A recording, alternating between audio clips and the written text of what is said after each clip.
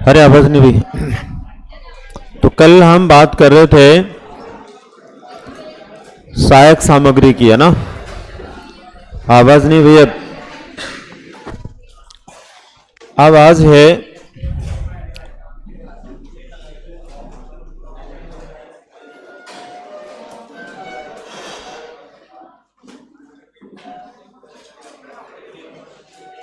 शिक्षण उद्देश्य।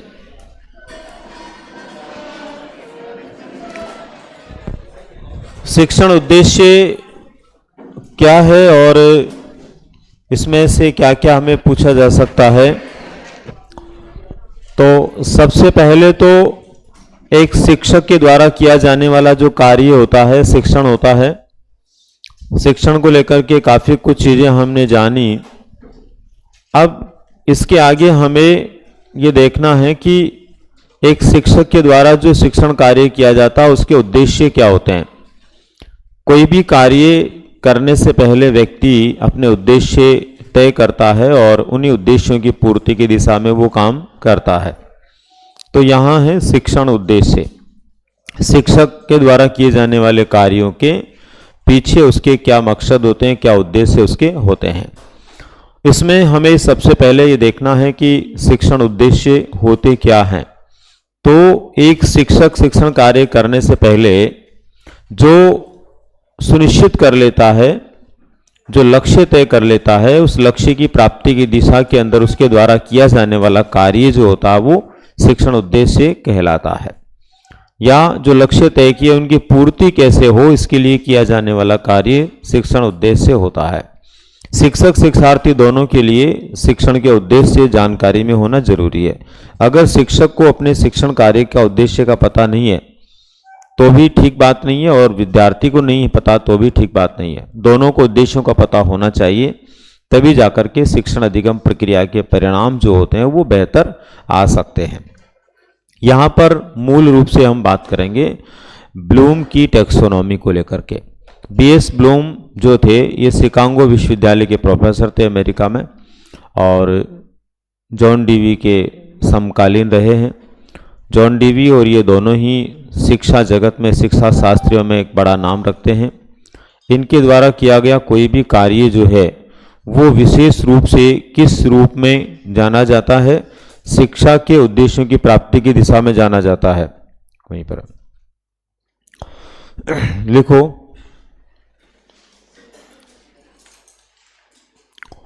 एक शिक्षक के द्वारा किया जाने वाला,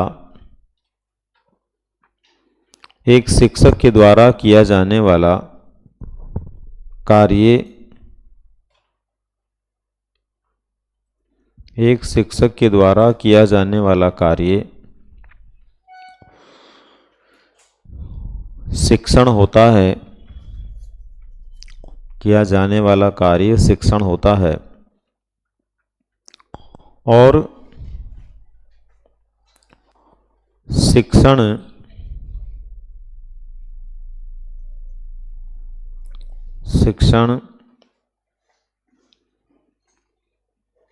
के निर्धारित उद्देश्य होते हैं, निर्धारित उद्देश्य होते हैं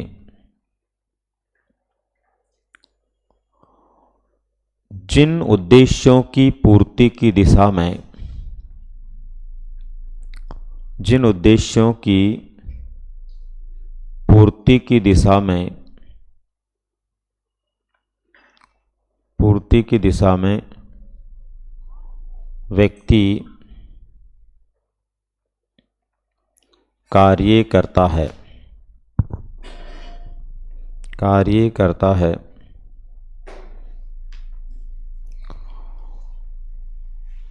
शिक्षण कार्य करने से पूर्व, शिक्षण कार्य करने से पूर्व एक शिक्षक शिक्षण कार्य करने से पूर्व एक शिक्षक अपने कुछ लक्ष्य तय कर लेता है, अपने कुछ लक्ष्य तय कर लेता है। लक्ष्य तय कर लेता है, उन लक्ष्यों की प्राप्ति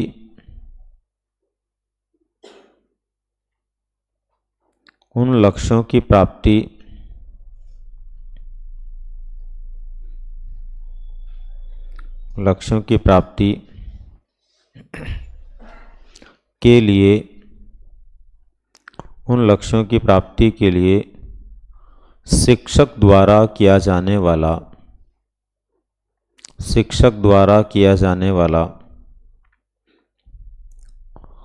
कार्य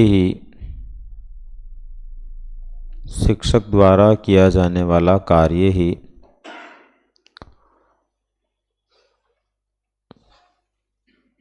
शिक्षण उद्देश्य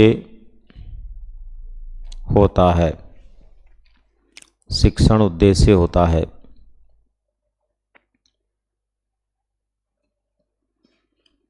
स्टेप बदल कर लिखो। शिक्षण उद्देश्यों का वर्गीकरण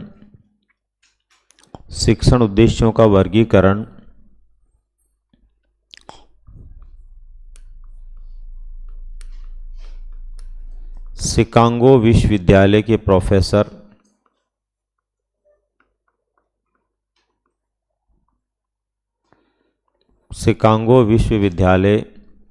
प्रोफेसर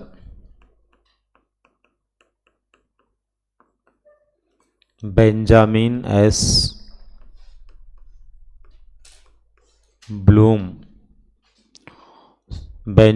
एस ब्लूम ने 1956 में दिया था।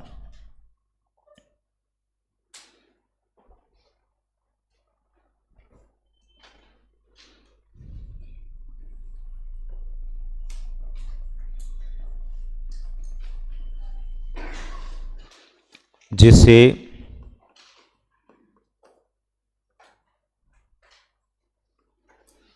ब्लूम्सकी टैक्सोनॉमी कहते हैं। ब्लूम्स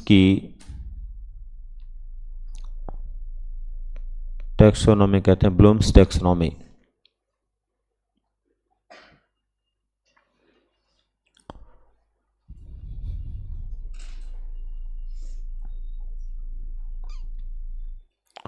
ब्लूम्स टैक्सोनॉमी कहते हैं। ठीक है, अब देखो, सबसे पहले बीएस ब्लूम ने 1956 में जो वर्गीकरण दिया था, उसमें इन्होंने शिक्षण उद्देश्यों को 3 भागों में बांटा था। और 3 भागों में इन्होंने बांटकर जो शिक्षण उद्देश्य बताए, ये 3 भाग कौन कौन से थे? तो इन्होंने ज्ञानात्मक, भावात्मक और क्रियात्मक के रूप में बताया था। तो लिखिए, ब्लूम ने शिक्षण उद्देश्यों को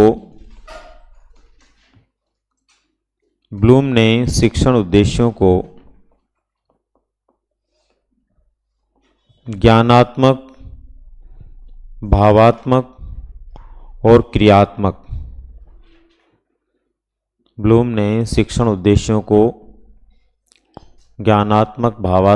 क्रियात्मक आ गया जाए इधर आगे, ज्ञानात्मक आगे सक जाओ तुम लोग, ज्ञानात्मक, भावात्मक और क्रियात्मक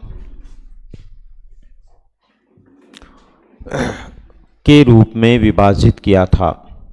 ज्ञानात्मक, भावात्मक और क्रियात्मक के रूप में विभाजित किया था।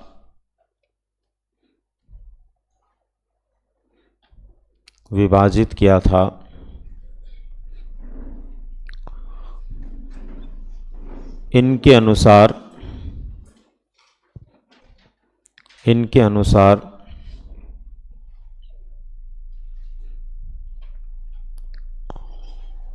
शिक्षण के द्वारा एक बालक में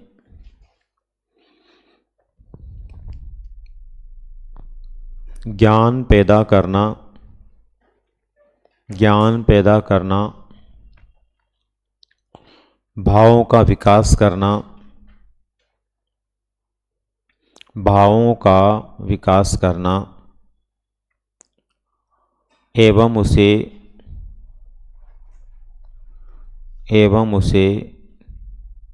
क्रिया के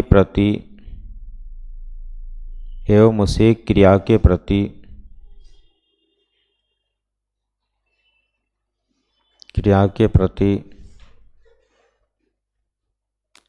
सकारात्मक बनाना, क्रिया के प्रति सकारात्मक बनाना होता है। ठीक है। अब देखो, ये जो इन्होंने 3 वर्ग बताए, 3 पक्ष बताए, ज्ञानात्मक पक्ष, भावात्मक पक्ष और क्रियात्मक पक्ष। उनमें से ज्ञानात्मक पक्ष के 6 उद्देश्य इन्होंने माने, ज्ञानात्मक पक्ष के 6 उद्देश्य माने, और इन्होंने ज्ञानात्मक पक्ष को 6 भागों में या 6 वर्गों में विभाजित किया। तो इनके द्वारा ज्ञानात्मक पक्ष को 6 वर्गों में विभाजित किया गया, वो क्या है और उनका मीनिंग क्या है, इनको जानने के लिए हमें तीनों को अलग अलग एक बार समझने की आवश्यकता है। तो यहाँ पर सबसे पहले लिखो ज्ञानात्मक पक्ष। ज्ञानात्मक पक्ष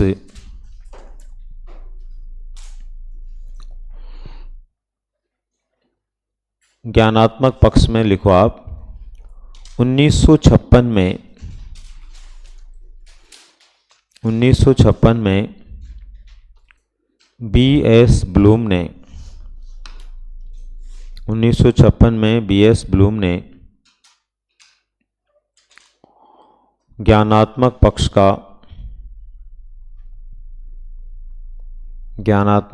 का वर्गीकरण दिया। ज्ञानात्मक पक्ष का वर्गीकरण दिया जिसमें ज्ञान,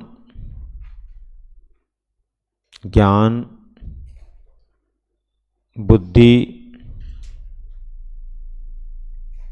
चिंतन, तर्क, ज्ञान, बुद्धि, चिंतन, तर्क एवं स्मृतिकरण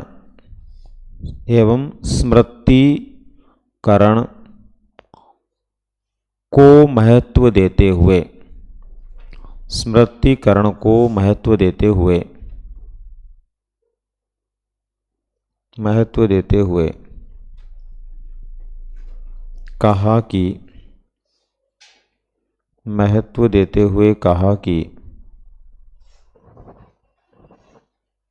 कहा कि एक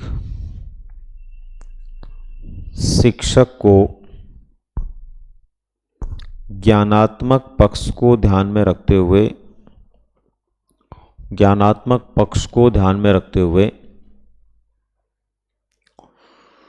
निम्न उद्देश्य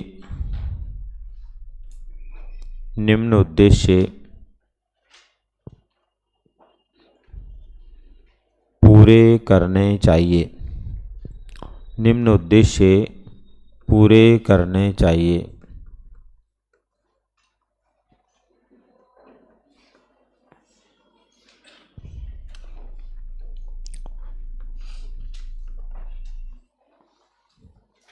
सबसे पहले नंबर पर है ज्ञान। ज्ञान का मतलब होता है एक बालक को सिखाना, बालक के द्वारा सीखना, चाहे वो देखकर सीखे, चाहे पढ़कर सीखे, है ना, चाहे किसी भी प्रकार से सीखे, पर बालक को सूचना देना, जानकारी देना, तथ्य बताना, ये सब किस में आता है? ज्ञानात्मक के ज्ञान में आता। तो लिखो, एक बालक को ज्ञान में लिखना है ना, एक बालक को विभिन्न प्रकार के तथ्य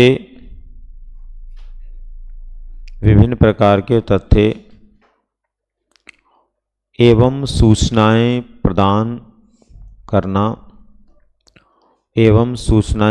करना और बालक का उनके माध्यम से देख करके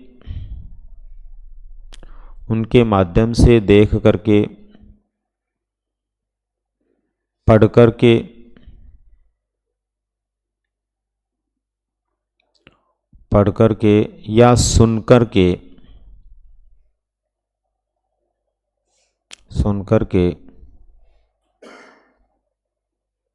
सीखना होता है।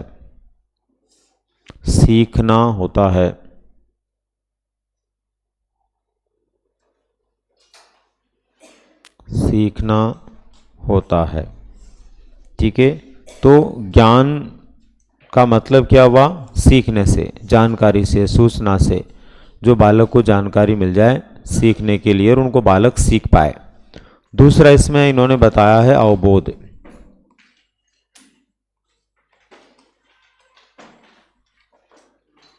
अवबोध का मतलब होता है जो भी बालक ने सीखा है, उस सीखे हुए ज्ञान या व्यवहार के प्रति उसकी क्या पैदा होना? समझ पैदा होना। अगर बालक ने जो ज्ञान प्राप्त किया, जो सीखा, उसमें समझ पैदा नहीं होगी, उनमें अंतर करना नहीं आएगा, तो उसका सीखना बेकार है, कोई मतलब नहीं उसका ना। तो इसमें लिखा अवबोध में बालक ने जो ज्ञान प्राप्त किया है,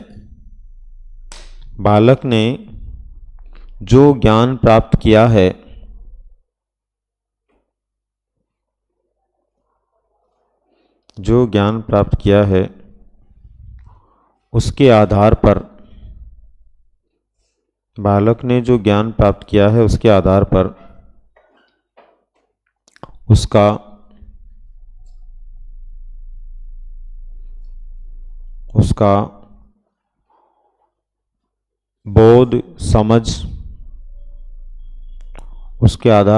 बोध समझ एवं विषय वस्तु को समझना,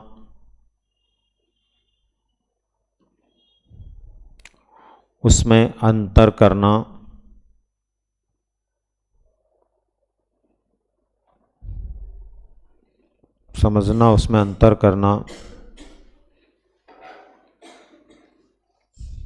आना चाहिए।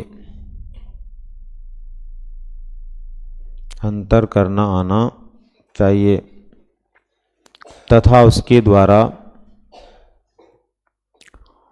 बालक अपनी प्रतिक्रिया दे सके।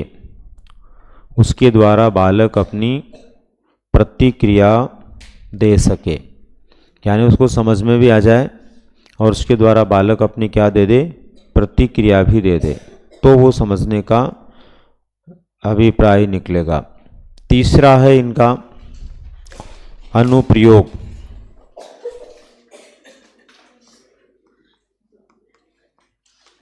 अनुप्रयोग का मतलब होता है दोस्तों, हम कोई भी ज्ञान प्राप्त करते हैं या कोई भी व्यक्ति किसी ज्ञान को प्राप्त करता है, तो उसके पीछे उद्देश्य क्या होता है? सीखने के पीछे क्या उद्देश्य होता है? उसको हमें कहीं ना कहीं काम में लेना है। हम सीख इसी ले रहे हैं कि हमें भविष्य में उसको कहीं ना कहीं किस में लेना है? उपयोग में लाना है। अगर हम भविष्य में उपयोग में नहीं लाएंगे किस चीज़ को, तो सीखने की कोई आवश्यकता है ही नहीं। तो उपयोग में लाना, किस तरह से उपयोग में लाएंगे? तो तब लाएंगे जब पहले ज्ञान प्राप्त करेंगे और उसको समझ लेंगे। जब तक समझ में नहीं आएगा तब तक वो उपयोग में नहीं आएगा। तो पहला उद्देश्य ज्ञान देना, दूसरा उसको समझ में आना और तीसरा उपयोग में लाना। तो लिखिए, जब भी एक बालक किसी ज्ञान को प्राप्त करने के बाद उसमें बोध पैदा कर लेता है,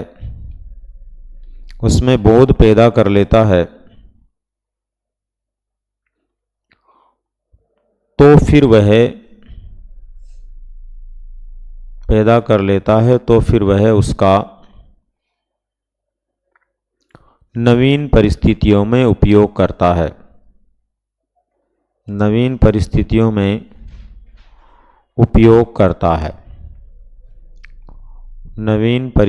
में उपयोग करता है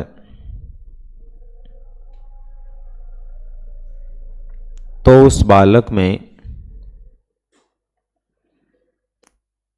उपयोग करता है तो उस बालक में इस तरह की क्षमताएं विकसित करना, उस बालक में इस तरह की क्षमताएं विकसित करना।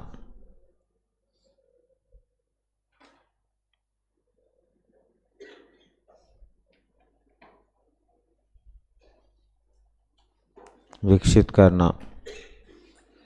अब अनुप्रयोग के बाद में है विश्लेषण।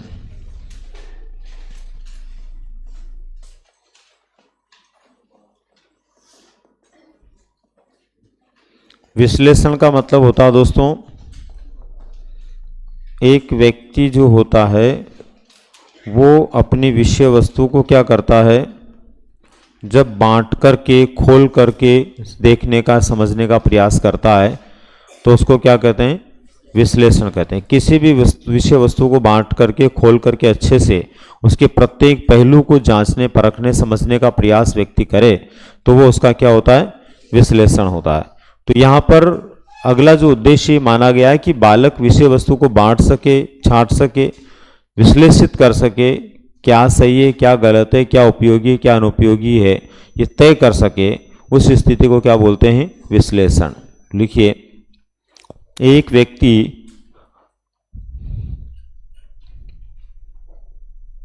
ऑब्लिक बालक, एक व्यक्ति ऑब्लिक बालक में विषय वस्तु को बांटने, विषय वस्तु को बांटने, तार्किक रूप से समझने,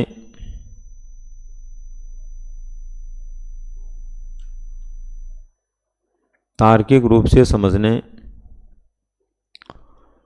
तथा किसी नियम या सिद्धांत को जानने, नियम या सिद्धांत को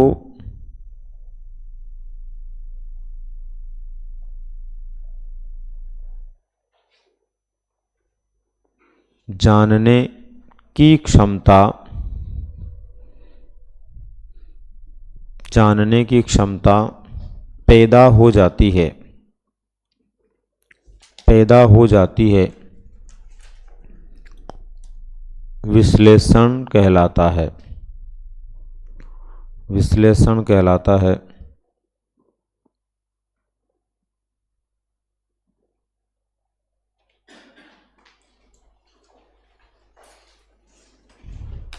संश्लेषण, संश्लेषण क्या होता है, देखो, निष्कर्ष निकालना, सार निकालना, सामान्यीकरण करना। जब भी किसी विषय वस्तु का बालक को बहुत गहराई से ज्ञान हो जाता है, विश्लेषणात्मक तरीके से चीज़ों को वो सीख लेता है, तो फिर क्या बचता है, निष्कर्ष। क्या बचता है, निष्कर्ष निकालना, किसी परिणाम की तरफ आगे बढ़ना, हाँ, चीज़ों को समझना। लिखो, जब व्यक्ति विश्लेषण के माध्यम से, जब व्यक्ति विश्लेषण के माध्यम से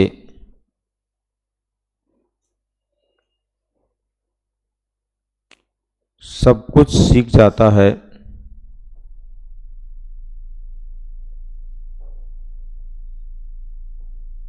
तो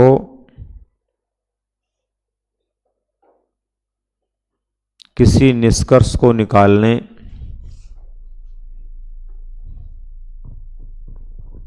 निष्कर्ष को निकालने या सामान्यीकरण करने, या सामान्यीकरण करने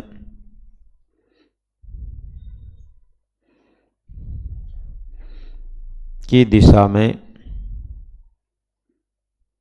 सामान्यीकरण करने की दिशा में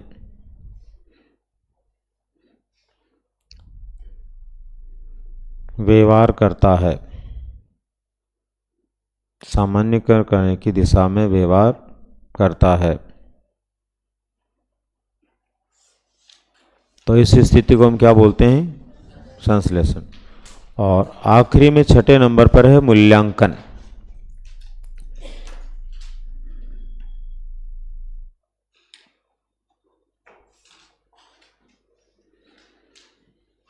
मूल्यांकन में लिखो, यह ज्ञानात्मक पक्ष का उच्चतम स्तर है। यह ज्ञानात्मक पक्ष का उच्चतम स्तर है। देखो पिछली परीक्षाओं की पेपर आपने देखे हों तो ये उच्चतम स्तर ही अधिकतर बार आता परीक्षा में।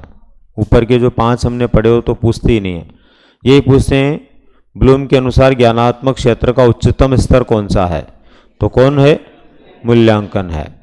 ठीक है ना, तो लिखिए यह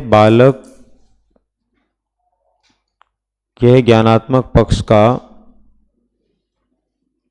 उच्चतम स्तर है। यह बालक में नियम तथ्य सिद्धांत की आलोचना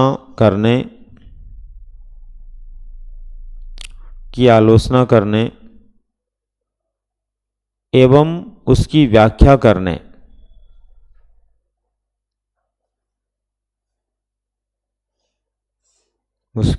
करने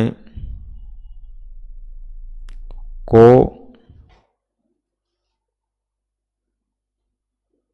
मूल्यांकन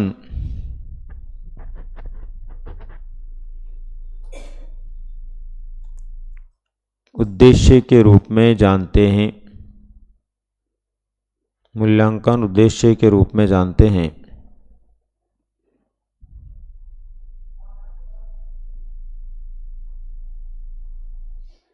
ठीक है, अब देखो यहां पर एक बात और आपको ध्यान में रखनी है कि ये जो वर्गीकरण दिया गया है ये किसके द्वारा दिया गया है, बीएस ब्लूम के द्वारा।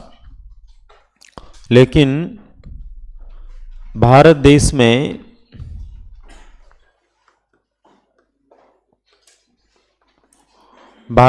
में जो ज्ञानात्मक पक्ष है इसका वर्गीकरण भारत देश की सर्वोच्च शैक्षिक संस्था एनसीईआरटी, जो भारत देश की सर्वोच्च शैक्षिक संस्था है वो कहलाती है, इसने भी अपनी तरफ से 1961 में अपने वर्गीकरण दिए और 1961 में ही ये बनी थी। एनसीईआरटी का निर्माण कब हुआ, 1961 में। तो जब ये बनी सबसे पहले उस समय इन्होंने ज्ञानात्मक पक्ष का क्या किया, वर्गीकरण दिया।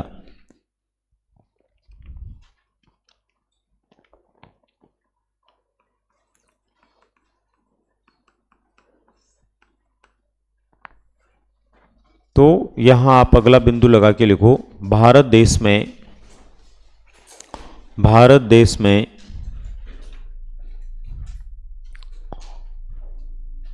शिक्षण उद्देश्यों के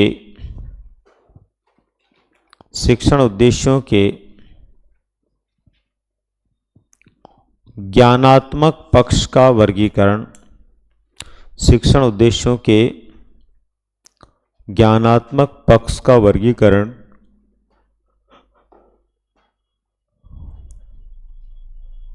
ज्ञानात्मक पक्ष का वर्गीकरण 1961 ईस्वी में एनसीईआरटी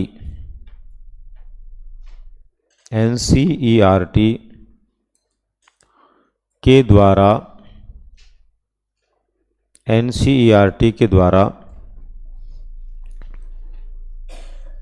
दिया गया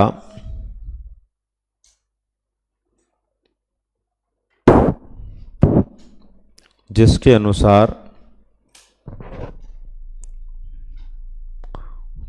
अनुसार ज्ञानात्मक पक्ष के उद्देश्य निम्न हैं।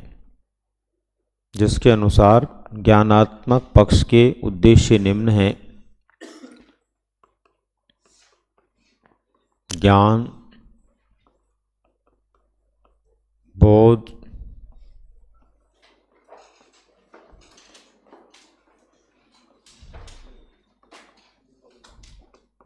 अनुप्रयोग,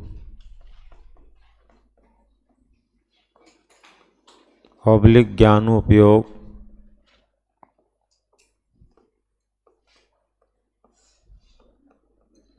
तथा कौशल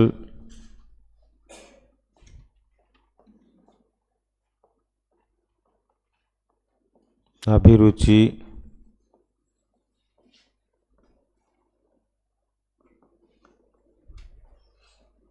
अभिवृत्ति। तो यहां ध्यान रखने वाली बात यह है कि एनसीईआरटी के द्वारा दिए गए वर्गीकरण में लास्ट के जो 3 है ये मैच नहीं खाते हैं। उसमें विश्लेषण, संश्लेषण और मूल्यांकन दिया था, इसमें कौशल, अभिरुचि और अभिवृत्ति दी है। तो 3 तो दोनों की लगभग समान है, ज्ञान, बोध और अनुप्रयोग तक तो, लेकिन बाकी के 3 क्या हैं, अलग अलग हैं।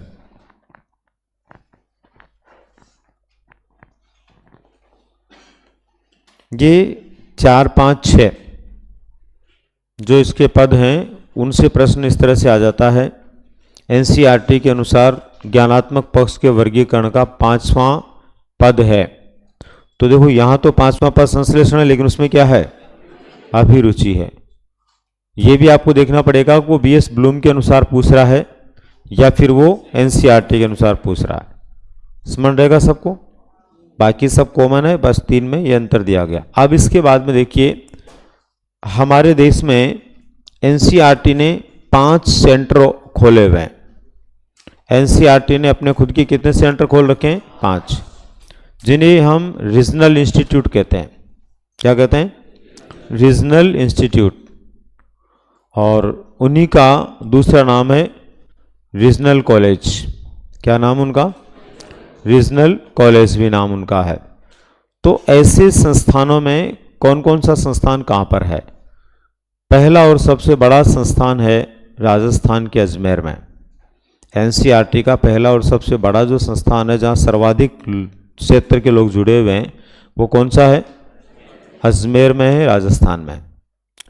इसी तरह से दूसरा इसका जो सेंटर है वो है भोपाल में। कहाँ पर है,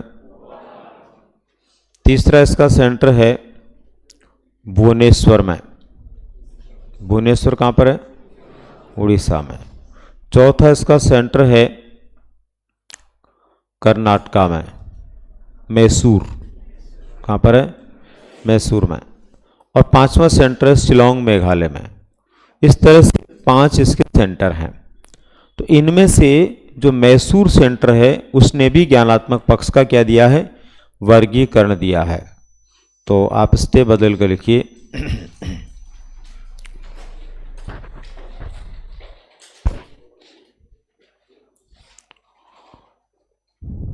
भारत देश में एनसीईआरटी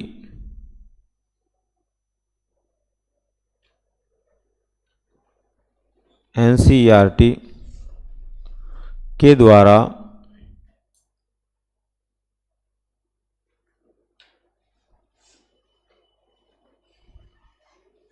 शिक्षण को लेकर देश के 5 विभिन्न स्थानों पर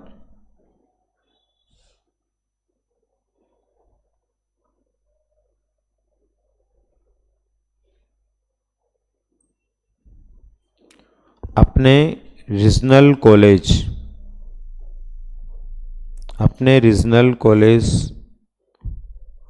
खोले हुए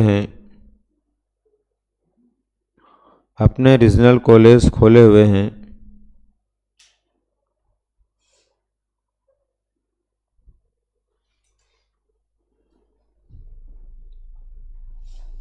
इन्हीं में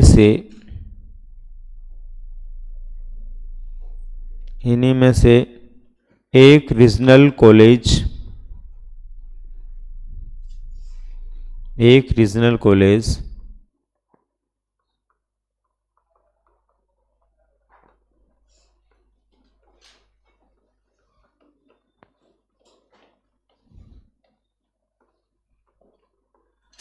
मैसूर, कर्नाटका में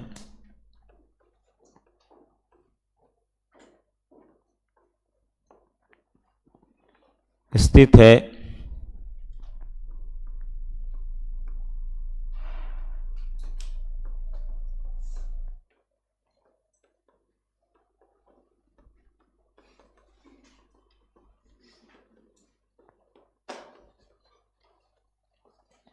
स्थित है, जिसे RCM regional college of Mysore, RCM regional college of Mysore oblique क्षेत्रीय शिक्षा संस्थान मैसूर, क्षेत्रीय शिक्षा संस्थान मैसूर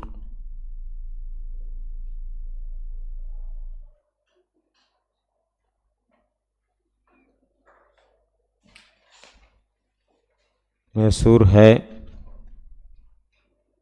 क्षेत्रीय शिक्षा संस्थान मैसूर है। इस संस्थान ने भी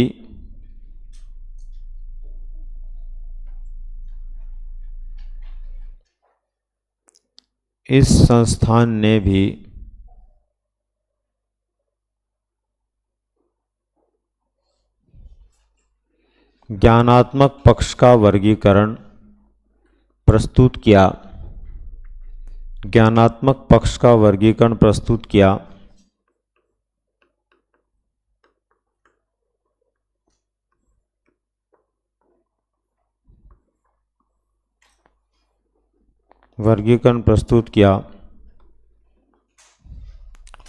जिसके अनुसार निम्न उद्देश्य बताए। ज्ञान, बौद्ध,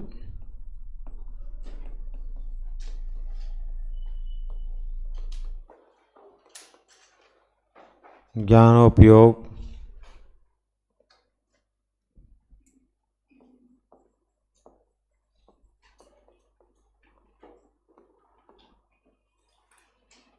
सृजनात्मकता।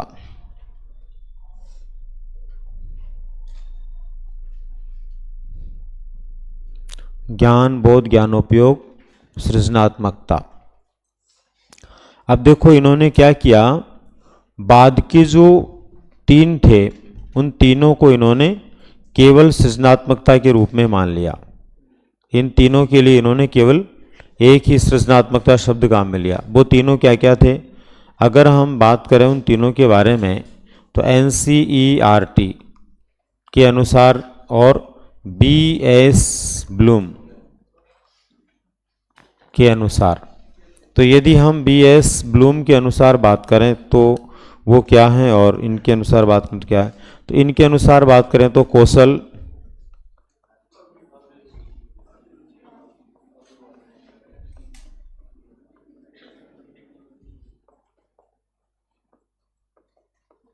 इनको इसने यही मान लिया।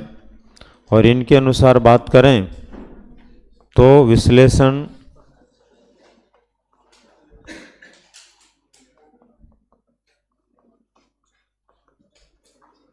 संश्लेषण और मूल्यांकन।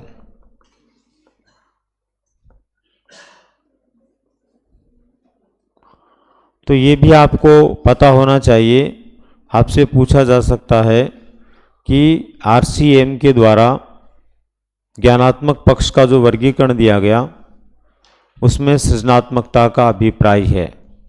तो वो अभिप्राय में अगर NCERT के अनुसार पूछ रहा तो कौशल, अभिरुचि, अभिवृत्ति आएगा, और अगर BS ब्लूम के अनुसार पूछ रहा तो विश्लेषण, संश्लेषण और मूल्यांकन आएगा। तो एज इट इज जैसे लिख रहा वैसे आप लिख लो एक बार ताकि आपको ध्यान रहे।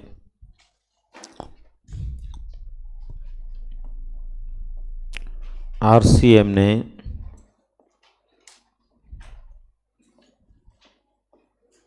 केवल 4 ही उद्देश्य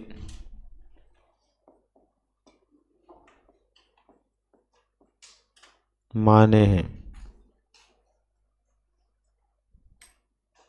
RCM ने केवल 4 ही उद्देश्य माने हैं।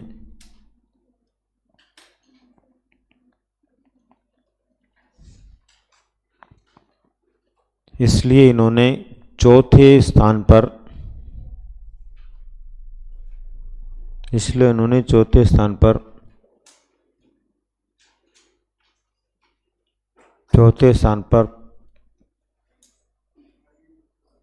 5वें व छठे क्या हुआ? अभी तक इसको भी नहीं लिखा, देखो जल्दी लिखो।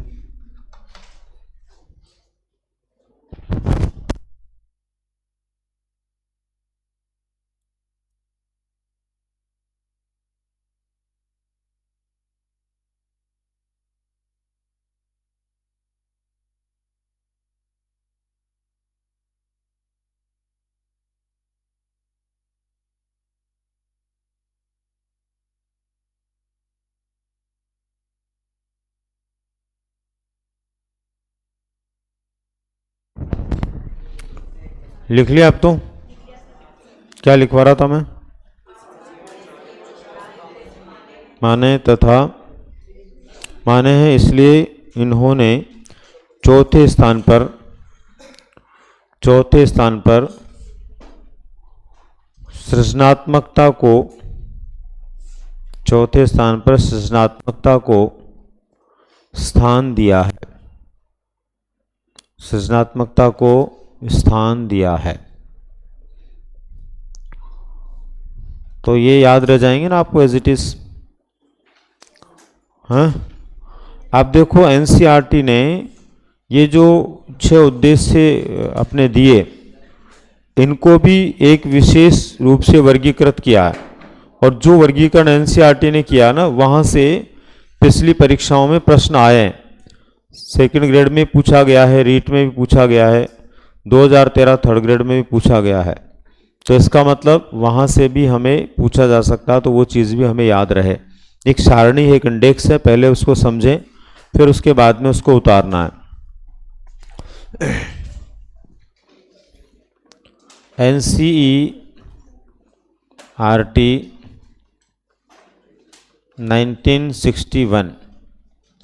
1961 में एनसीईआरटी ने एक सारणी दी अपने ज्ञानात्मक उद्देश्यों की।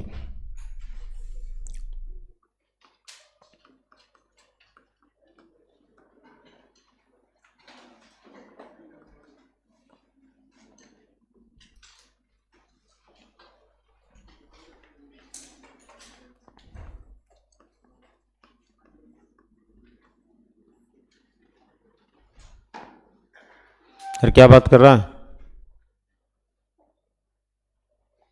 पीछे किसका होगा? बैठो सीट को शांति से। हाँ, तुम पीछे किसका? उसको बहुत बात करते हो। तो उद्देश्य और वो उद्देश्य उनका इन्होंने वर्ग बताया और उनका प्रतिफल बताया। प्रतिफल तो उद्देश्य में इन्होंने बताया ज्ञान, बोध, इन दोनों को इन्होंने एक वर्ग माना और इन्हें कहा कि ये वर्ग जो है यह है अदा, इनपुट। क्या है ये? इनपुट है। यानी कि एक बालक को एक शिक्षक जब सिखाता है, तो दो ही काम करता है, वो ज्ञान देता है और बोध करवाता है। जानकारी देगा और उसको समझाएगा, यही काम शिक्षक करता है। इसका मतलब ये प्रतिफल है ज्ञान का। इससे बालक में क्या पैदा होता है? ज्ञान पैदा होता है। दूसरे नंबर पर इन्होंने जो विचार दिया वो दिया अनुप्रयोग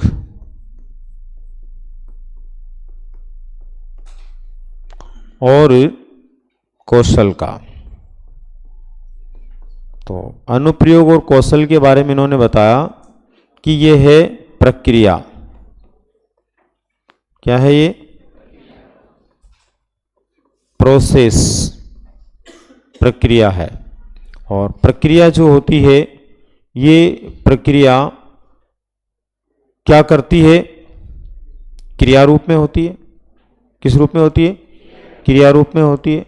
इससे बालक क्रिया करेगा, क्रियात्मक होगा, सीखेगा। कहने का मतलब जो शिक्षक ने इनपुट दिया उससे बालक प्रोसेसिंग करता है। क्या प्रोसेसिंग? एक तो उस ज्ञान को दूसरे के काम में लेता है। शिक्षक पढ़ाने के बाद ज्ञान का उपयोग कौन करेगा? बालक ही तो करेगा। तो उसकी प्रोसेसिंग करता है, ज्ञान को दूसरे को उपयोग में लेता है, और उस उपयोग में लेते समय कितनी कुशलता से लेता है। भाई सारे बालक सीख रहे हैं, सब तो एक जैसे काम में नहीं लेंगे उसको। कुछ बालक बहुत अच्छे काम में लेंगे, कुछ कमजोर तरीके से काम में लेंगे। तो बहुत अच्छे से काम में लेने का मतलब कुशलता पूर्वक वो ज्ञान को दूसरी परिस्थिति में काम में ले रहा है, तो वो उसका क्या है? कौशल है। ये दोनों ही उसकी क्या है? प्रक्रिया है। जब तक आप अपने ज्ञान को प्रयोग में नहीं लाओगे, तब तक आप सीखने के बावजूद भी सकारात्मक परिणाम तक नहीं जा पाओगे। हम लोग यहाँ सीख रहे हैं, लेकिन यहाँ सीखने के बाद क्या बाद में हम इसको बार बार रिपीट करते हैं, बार बार उसका अभ्यास करते हैं? अगर नहीं करते हैं तो फिर हमारा जो सीखना है वो ऐसा कैसा ही यहाँ का समाप्त हो जाएगा, आगे बढ़ ही नहीं पाएगा, है ना। अब उसके बाद में वो कहते हैं कि जब आदास यानी इनपुट से बालक प्रोसेसिंग पर आ जाता है, तो उसके बाद में भावों का विकास होता है। इसका मतलब उसके बाद आगे के क्या है इसमें? एक तो अभिरुचि और एक अभिवृत्ति। तो अभिरुचि और अभिवृत्ति जो होती है, भाव होते हैं हमारे। क्या होते हैं? ये हमारे भाव होते हैं। किसी के प्रति रुचि होना हमारे भाव है या नहीं है?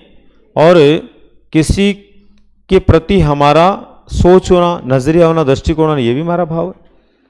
हमारे जैसे भाव होंगे वैसे ही तो हम सोच बनाएंगे। हमारे जैसे भाव होंगे उतनी ही हम कार्य के प्रति रुचि लेंगे। तो इसको इन्होंने कहा है आउटपुट, प्रदा, आउटपुट। ठीक है। और इसका मतलब होता है दोस्तों भाव से। ये हमारी भावना होती है कि हम किसी चीज़ में, किसी कार्य में इंटरेस्ट लें या नहीं लें। ये हमारी भावना होती है, हम किसी के प्रति अच्छा सोचें, किसी के प्रति बुरा सोचें।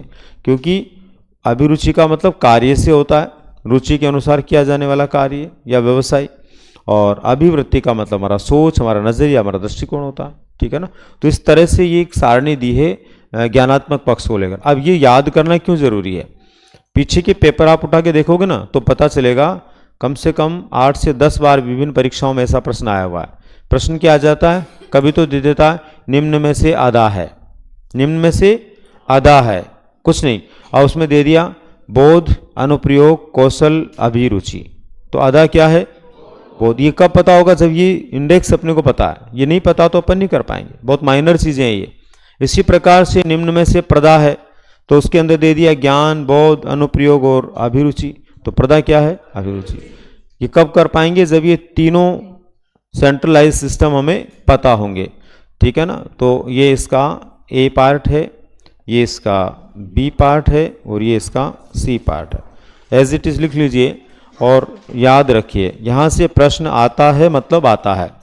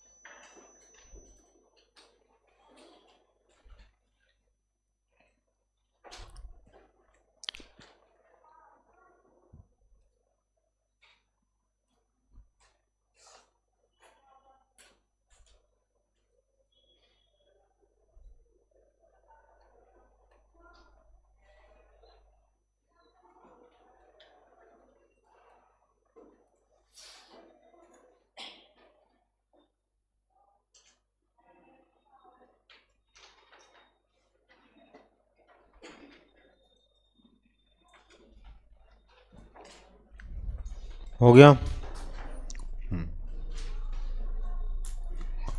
अब देखो इसके बाद में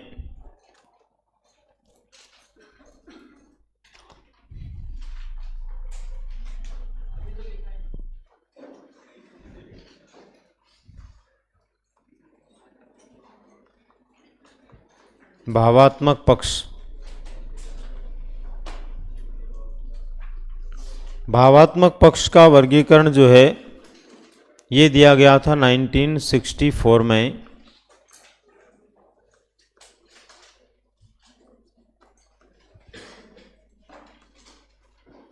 और ये वर्गीकरण दिया था कर्थवाल,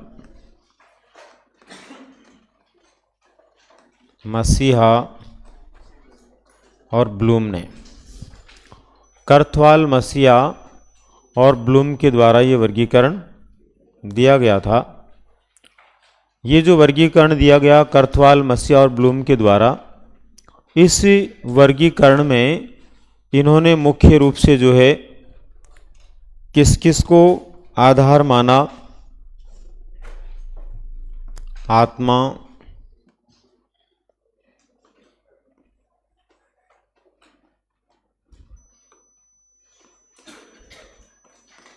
संवेदना,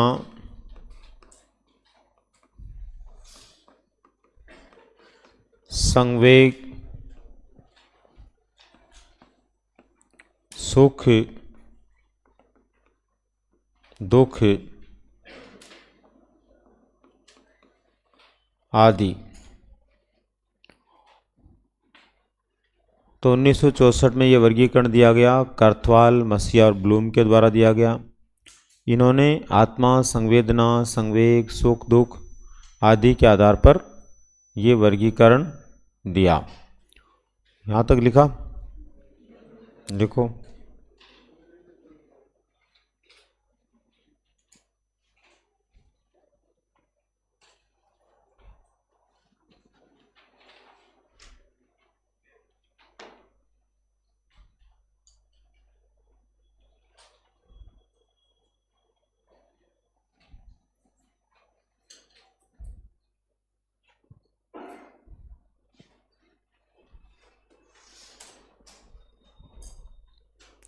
आदि के आधार पर, इसके आगे लिखो, के आधार पर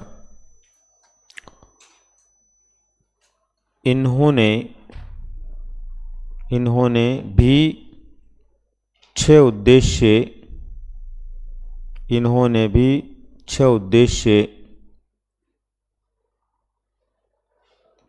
प्रस्तुत किए। 6 उद्देश्य प्रस्तुत किए।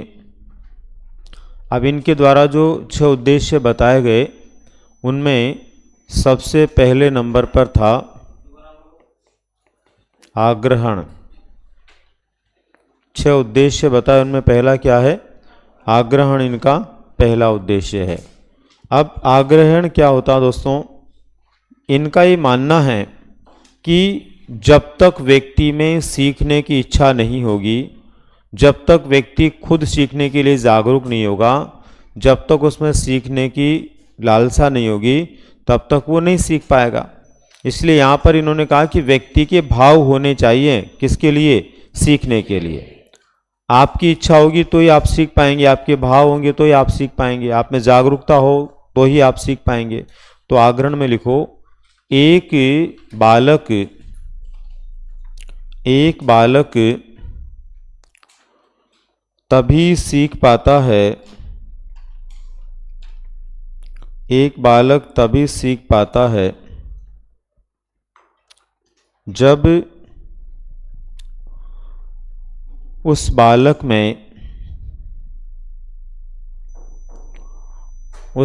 में सीखने के प्रति, उधर खाली है, उधर चले जाओ, सीखने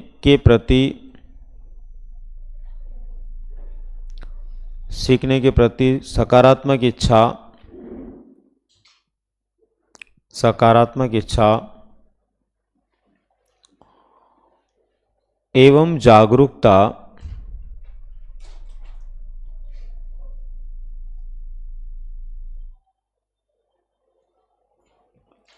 नहीं हो। इसलिए इसलिए उसमें ये सब नहीं हो, इसलिए उसमें ये सब सकारात्मक रूप से होनी चाहिए, सकारात्मक रूप से होनी चाहिए। जो ध्यान केंद्रित करने में योगदान देती है।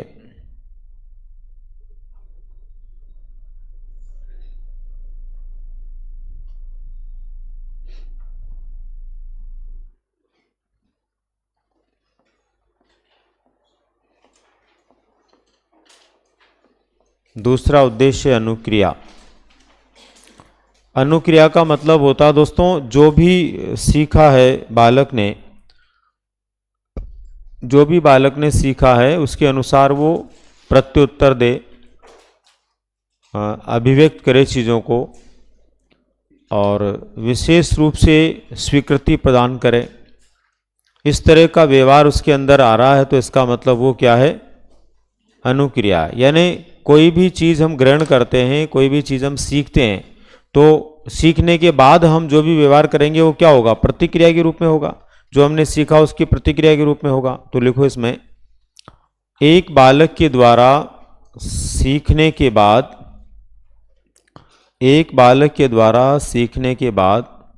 प्रतिक्रिया देना, व्यक्त करना, उत्तर देना, स्वीकृति देना,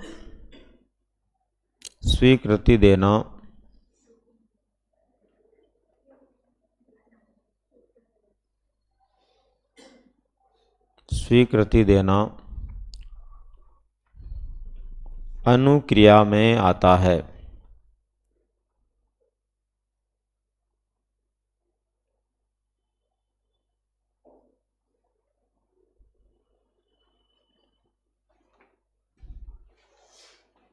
इसके बाद में अनुमूल्यन।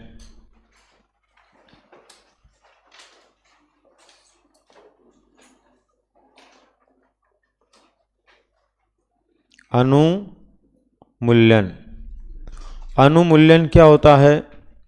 अनुमूल्यन का मतलब होता है कि देखो, हम जो कुछ भी सीखते हैं उससे हमारे अंदर सामाजिक सांस्कृतिक मूल्यों का विकास होता है।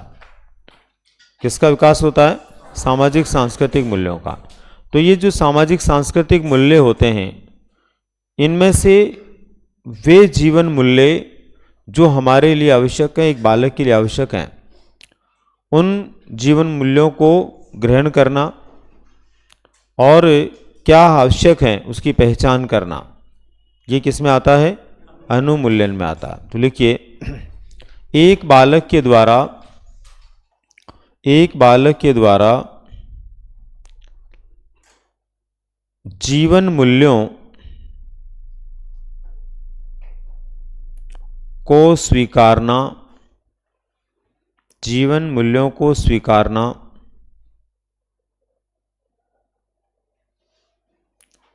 विभिन्न मूल्यों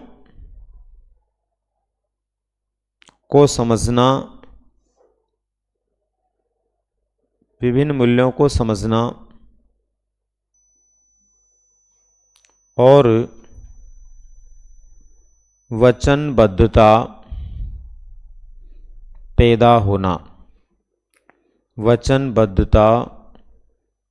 होना। इसके बाद में प्रत्यक्षीकरण।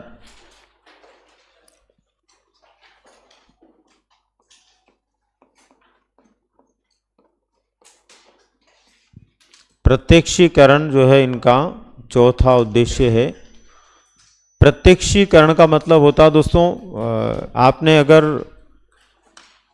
जीन पियाजे का सिद्धांत पढ़ा है तो उसमें आपने पढ़ा होगा सबसे पहले जो ज्ञान हमें प्राप्त होता है वो संवेदी सूचनाओं के रूप में प्राप्त होता है।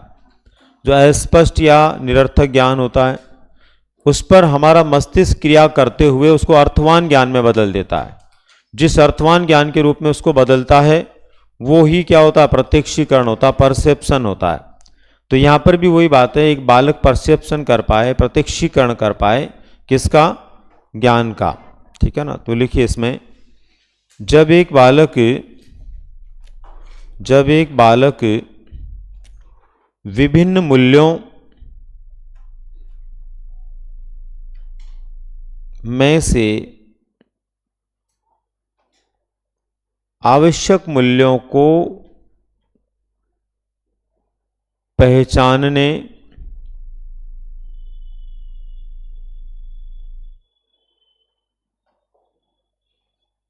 लग जाता है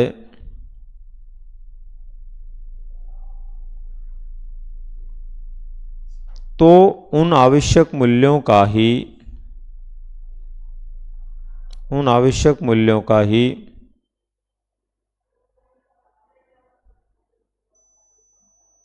जीवन में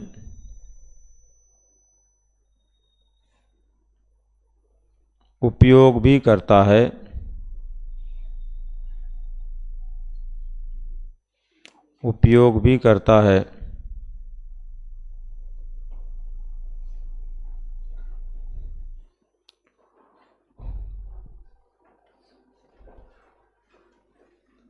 ठीक है। उसके बाद में व्यवस्थापन।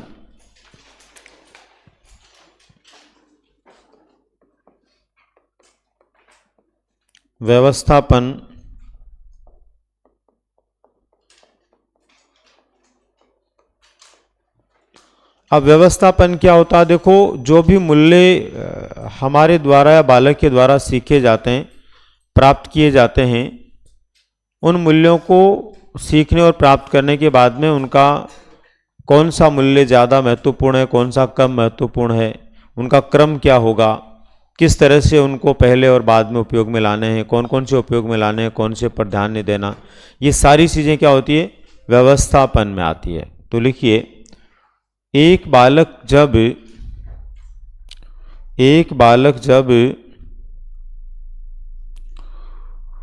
मूल्यों को क्रमबद्ध करने लगता है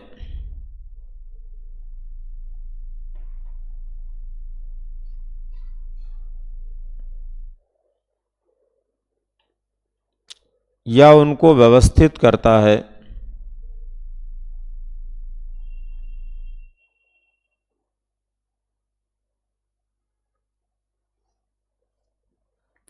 या उन्हें निश्चित करता है तो व्यवस्थापन कहलाता है।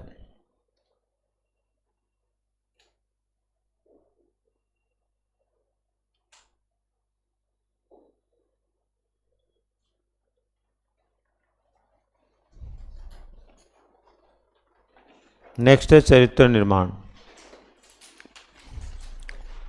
चरित्र निर्माण क्या होता है, देखो जब एक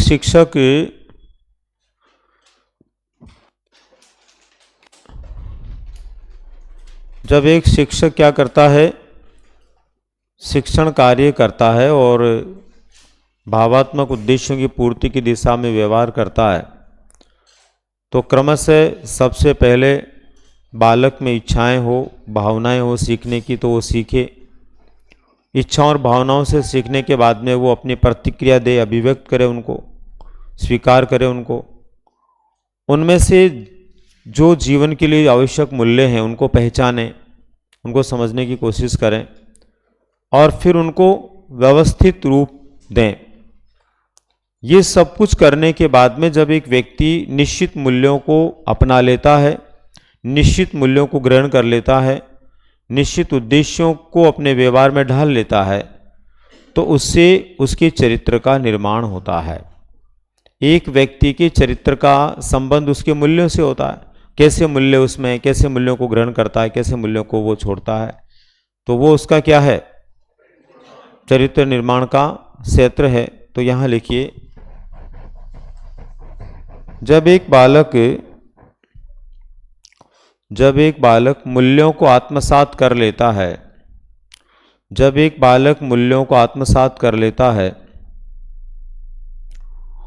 और उनको दोहराता है,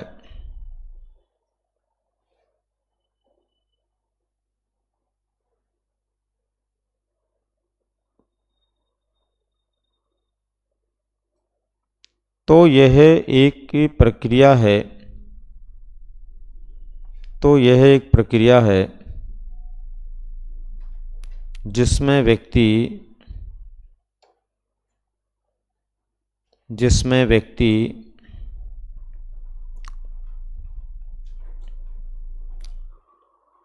अपने चरित्र का निर्माण कर पाता है, चरित्र का निर्माण कर पाता है। ये भावात्मक पक्ष का सर्वोच्च स्तर है, ये भावात्मक पक्ष का सर्वोच्च स्तर है।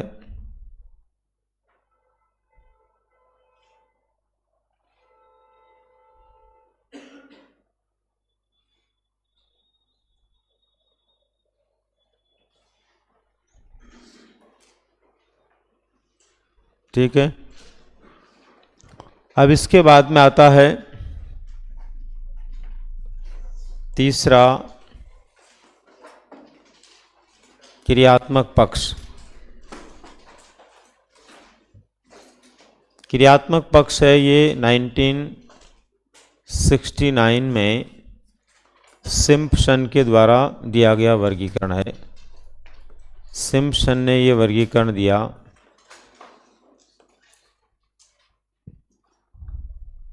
सिम्पसन ने ये जो है शारीरिक एवं मानसिक क्रियात्मकता, शारीरिक एवं मानसिक क्रियात्मकता जो व्यक्ति की होती है उसके आधार पर इन्होंने दिया। तो 1969 ईस्वी में सिम्पसन ने दिया शारीरिक एवं मानसिक क्रियात्मकता के आधार पर, क्रियात्मकता के आधार पर।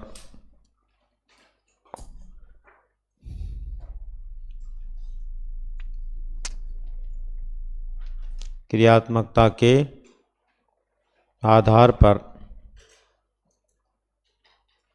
क्रियात्मकता के आधार पर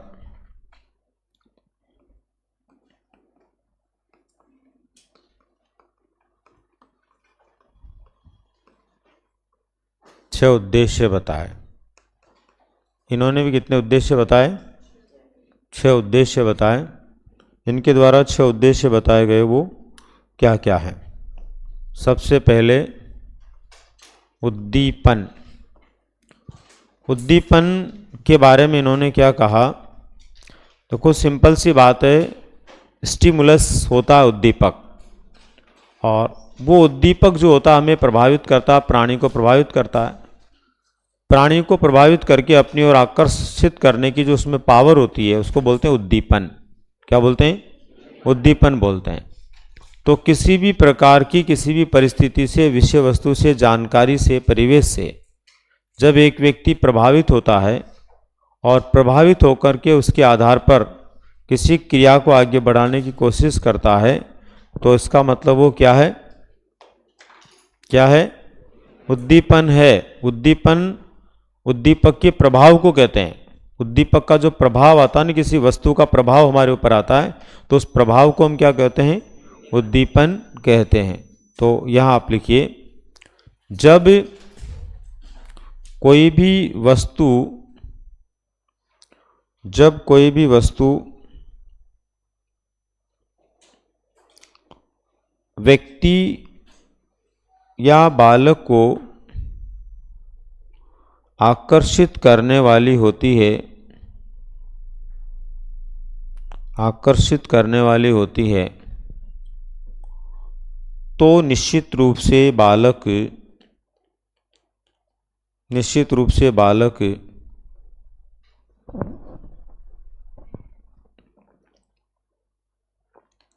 किसी क्रिया के लिए प्रेरित होता है, किसी क्रिया के लिए प्रेरित होता है।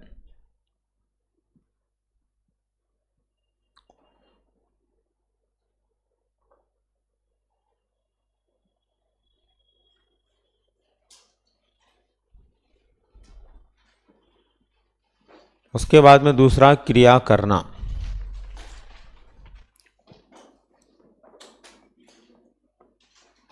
क्रिया करना, देखो सिंपल सी बात है, जब भी कोई उद्दीपक होता है तो वह अपना प्रभाव छोड़ता है और उस प्रभाव के कारण कोई भी बालक अपनी क्रिया प्रतिक्रिया देता है तो वो क्या होगा, क्रिया करना होगा। और जो क्रिया वो करेगा उसी क्रिया से उसके आगे का पक्ष जो होगा वो बढ़ेगा या आगे के उद्देश्य की तरफ वो बढ़ेगा। अगर क्रिया ही नहीं करेगा तो फिर आगे तो कुछ हो ही नहीं सकता। भी कोई प्राणी है जिसके सामने कुछ भी आप रख दो और क्रिया ही नहीं करे तो क्रिया तो करवाना है ना, इस क्रियात्मक है तो वर्गीकरण क्रिया होना जरूरी है। तो लिखिए,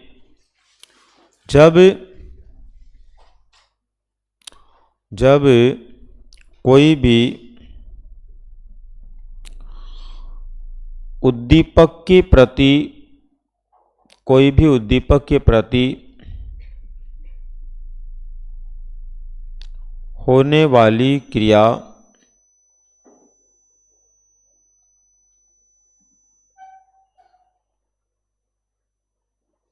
किसी वस्तु के प्रति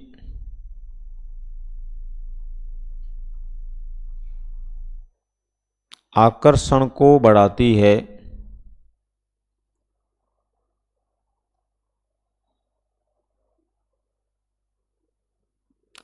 अथवा व्यक्ति को कार्य के लिए मजबूर करती है, कार्य के लिए मजबूत करती है,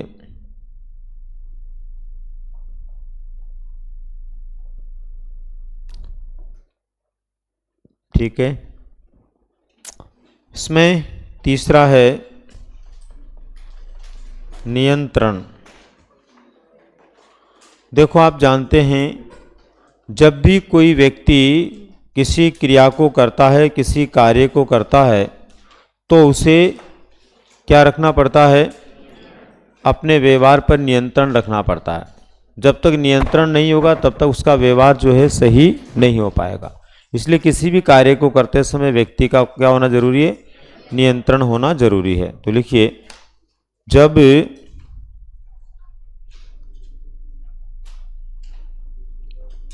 एक व्यक्ति या बालक किसी क्रिया से गुजरता है, व्यक्ति या बालक किसी क्रिया से गुजरता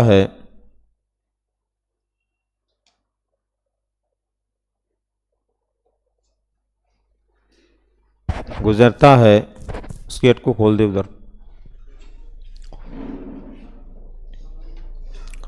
जब एक व्यक्ति या बालक किसी क्रिया से गुजरता है तो उस समय उसे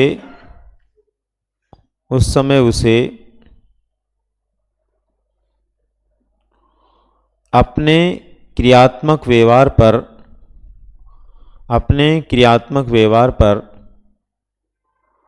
नियंत्रण रखना होता है, नियंत्रण रखना होता है।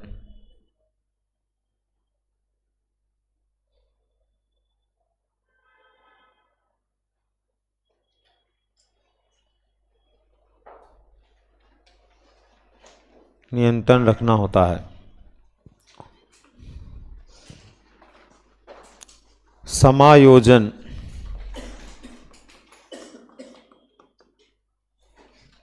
समायोजन क्या होता है? देखो, जब भी एक व्यक्ति किसी कार्य को आगे बढ़ाता है, किसी क्रिया को आगे करता है, तो जो क्रिया होती है उसमें और जिसकी प्रतिक्रिया हो रही है उनमें समायोजन होना जरूरी है। यानी कोई भी उद्दीपक है और उससे संबंधित क्रिया हो रही है, तो उद्दीपक और क्रिया के बीच में क्या जरूरी है? समायोजन। क्योंकि परिस्थिति के साथ में, व्यवस्थाओं के साथ में एडजस्टमेंट करते हैं, तभी जाकर के अनुशासित, अनुकूलित, व्यवस्थित, समायोजित तरीके से वो क्रिया आगे बढ़ पाती है। तो लिखिए, उद्दीपक एवं क्रिया के बीच में, उद्दीपक एवं क्रिया के बीच में समायोजन स्थापित करना होता है। क्रिया के बीच में समायोजन स्थापित करना होता है, तभी वह परिणामोत्पादक, तभी वह परिणामोत्पादक हो पाती है, तभी वह परिणामोत्पादक हो पाती है।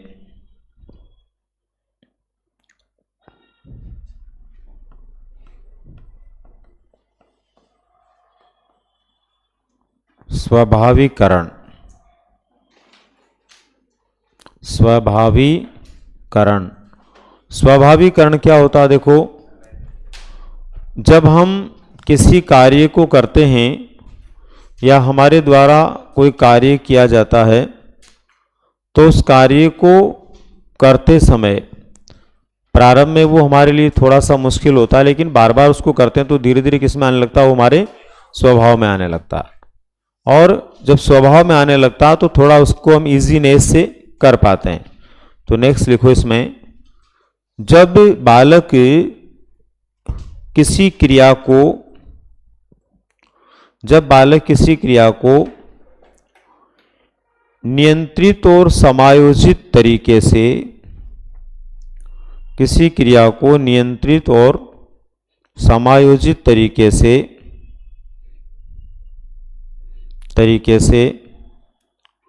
करता है,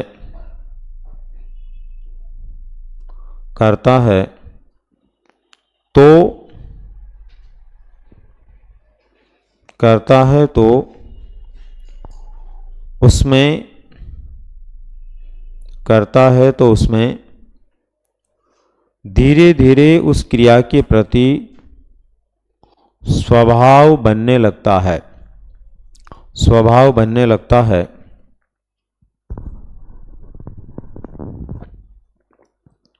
और वह उसे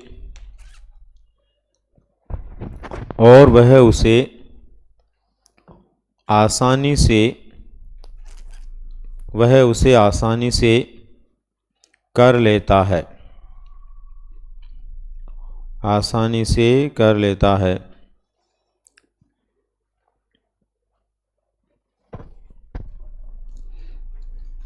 अब जैसे जैसे स्वभाव बनता जाता है, उसके बाद में स्वभाव किस में बदल जाती है? आदत में। तो आदत निर्माण, आदत निर्माण,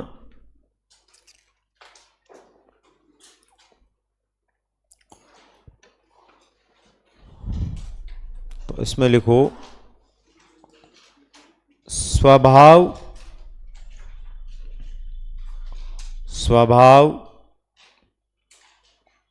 से संबंधित क्रिया के,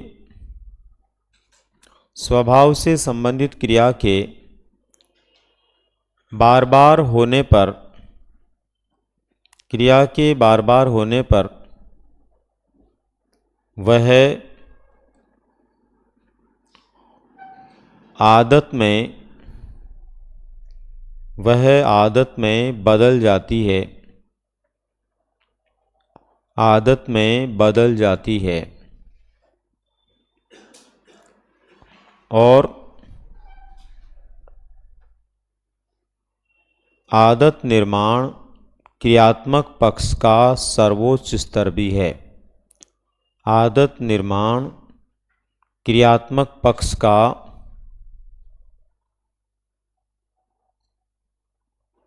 क्रियात्मक पक्ष का सर्वोच्च स्तर भी है, पक्ष का सर्वोच्च स्तर भी है। ठीक है, इस तरह से जो है शिक्षण उद्देश्यों को लेकर के बीएस ब्लूम के द्वारा ये टैक्सोनॉमी सबसे पहले दी गई और उसके बाद में विभिन्न विद्वानों ने योगदान देकर के उनके द्वारा बताए गए तीनों पक्षों का निर्धारण और उनसे संबंधित उद्देश्यों का निर्धारण किया। इसी तरह से जो है विद्वानों के द्वारा इन चीज़ों की व्याख्या की गई और उनके द्वारा की गई व्याख्या के आधार पर आज एक शिक्षक के लिए ये एक बहुत ही खास और विशेष उपयोगी दिशा है कि वह इन उद्देश्यों की पूर्ति करता हुआ बालकों को आगे बढ़ाएं। अब शिक्षण उद्देश्य जो होते हैं उनका जानना या उनके बारे में शिक्षक को पता होना क्यों आवश्यक है, तो आप बिंदु डालिए। शिक्षण उद्देश्यों को जानने, शिक्षण उद्देश्यों को जानने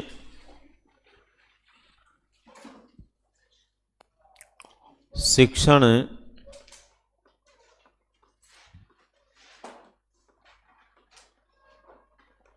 उद्देश्यों को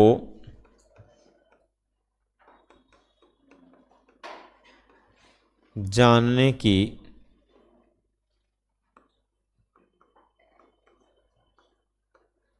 आवश्यकता।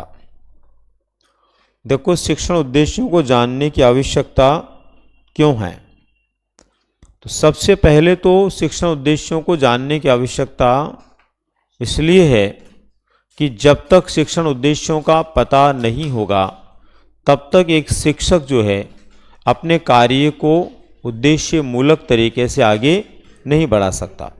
कोई भी व्यक्ति हो, शिक्षण कार्य के अलावा अन्य कोई कार्य भी व्यक्ति करता है अन्य क्षेत्रों में, तो उस व्यक्ति के लिए भी ये जरूरी है कि वो काम जो कर रहा है वो क्यों कर रहा है, उसके उद्देश्य क्या है, वो उसके लिए समझना बहुत आवश्यक है। तो यहाँ फर्स्ट नंबर पर लिखो, शिक्षण उद्देश्यों को समझ लेने के बाद, शिक्षण उद्देश्यों को समझ लेने के बाद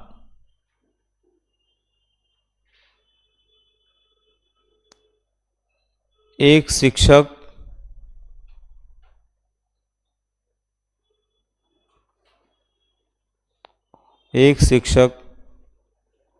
अपने शिक्षण कार्य को, एक शिक्षक अपने शिक्षण कार्य को श्रेष्ठ बनाने का प्रयास करता है, श्रेष्ठ बनाने का प्रयास करता है,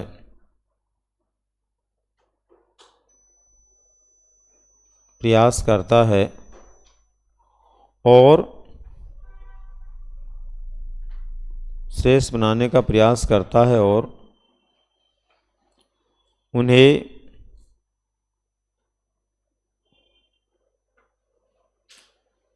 सकारात्मक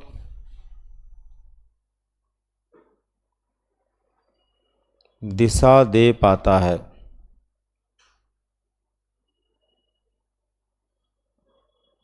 सकारात्मक दिशा दे पाता है। दूसरे नंबर पर शिक्षण उद्देश्य वे पूर्व निर्धारित लक्ष्य होते हैं, वे पूर्व निर्धारित लक्ष्य होते हैं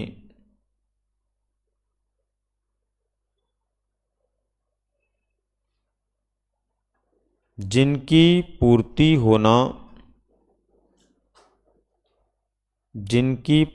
होना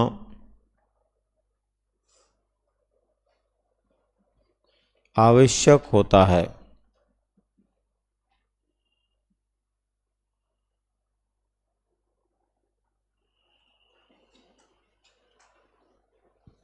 इसके बाद में थर्ड नंबर पर लिखो, शिक्षण उद्देश्यों का ज्ञान होने पर, शिक्षण उद्देश्यों का ज्ञान होने पर शिक्षक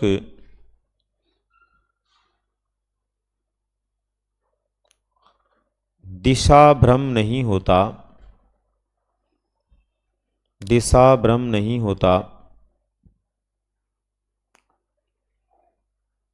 और वह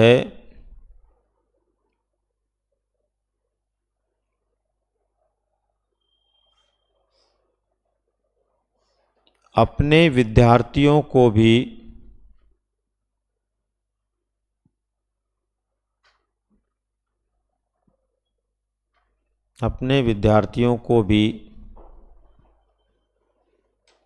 उचित मार्गदर्शन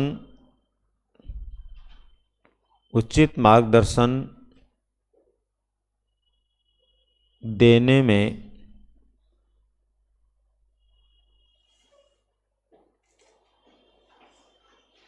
योगदान प्रदान करता है।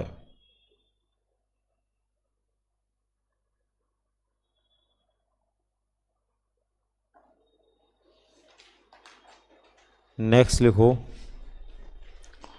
शिक्षक अपने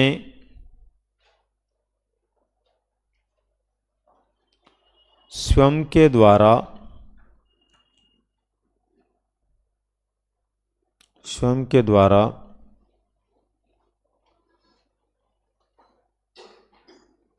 निर्धारित उद्देश्यों ऑब्लिक लक्ष्यों की पूर्ति के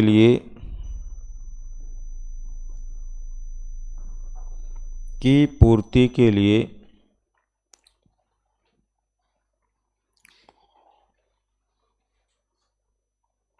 उचित रणनीति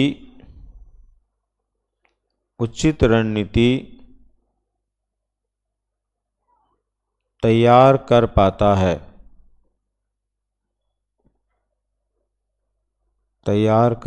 है।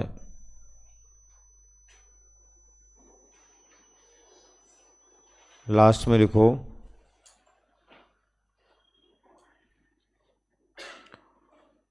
शिक्षण उद्देश्य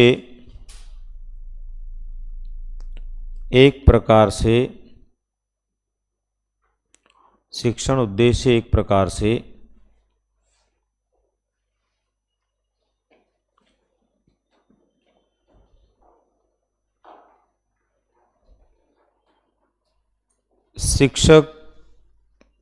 शिक्षार्थी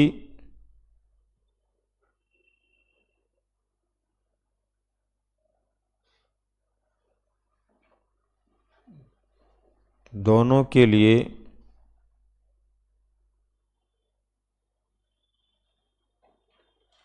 ठीक प्रकार से समझ लेना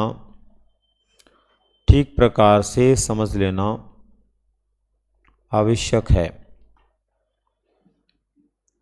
ठीक प्रकार से समझ लेना आवश्यक है।